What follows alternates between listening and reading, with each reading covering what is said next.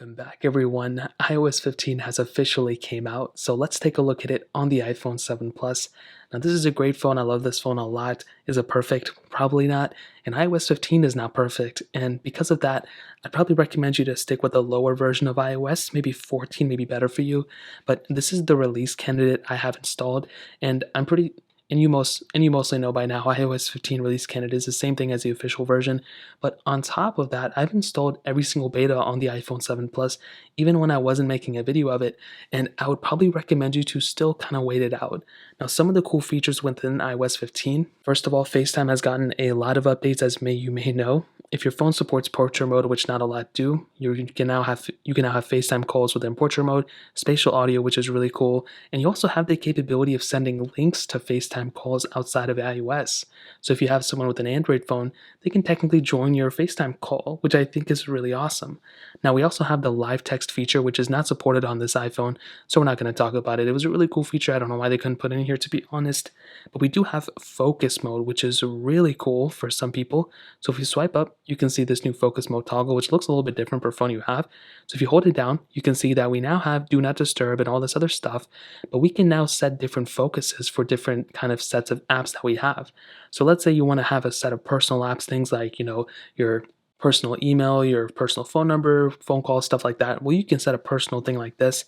For work, maybe you want to have like your work email, some work applications, whatever other type of work apps you have, where you can be notified and use those at that moment. So different focuses, it's kind of cool thing, it's a cool concept. I'm probably never going to use it, but it is something that's kind of cool and some of you may like it. iMessages have also gotten a little bit of an update, which I'm really happy about. It's nothing super crazy, it just makes it a little bit more cleaner, which I like. But one of the cooler things within iOS now is drag and drop. So we now actually have the capability of dragging and dropping things within, our whole entire system wide. So let's say, for example, we have this Apple website loaded up and we want to make a new notes application. Maybe just want to do notes of something, right? So go and click on the new notes. Okay, I think this is a note right here. We'll go and close out of this and we'll go back here. We'll go and click back here, and maybe we want to drag this thing over to its own notes app or something, right? Well, we can do it. That didn't really work out. We can go ahead and drag. So let's say we want to drag this Learn More tab over to a different page. Well, we can go and drag it here, click here. Maybe we want to drop it in, notes, whatever, right here. We can go and drop it down, and you can see it is now dragged over. Pretty bad example, but we have that capability now, which I'm really, really happy about. On top of this, notifications have been changed up a little bit, so they look a little bit more rounded, which I think is kind of cool. But also on top of this, we also have a new Safari, which you may have seen. So now we actually have pretty much a clean breakthrough, and I actually do like this a lot.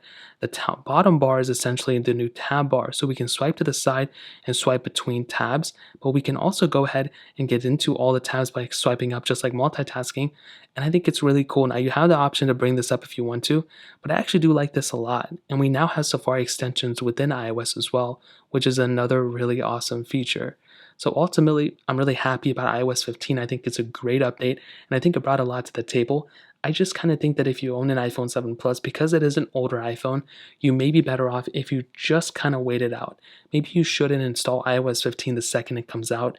Maybe you should install it a little bit later down the line. Maybe that'll be a better thing for you to do. I think where you're at now, though, I think it's a great update. I think it brought a lot to the table, like I said, but it's definitely not the biggest update we've seen. And because of that, I'd probably recommend sticking with, maybe a certain lower version if you want to, but either or, it's your choice, but I would probably recommend staying with iOS 14.7 to 14.8 rather than iOS 15. Wait a couple days, wait a couple weeks until iOS 15 gets a little more stable, and then update there, but the choice is yours now. If you guys have any other questions or anything like that, let me know in the comment section below. Hit the like button, that would mean so much, but definitely hit that subscribe button. More importantly than everything else, I love every single one of you guys. Hopefully I'll catch you guys in the next video. Peace out till then.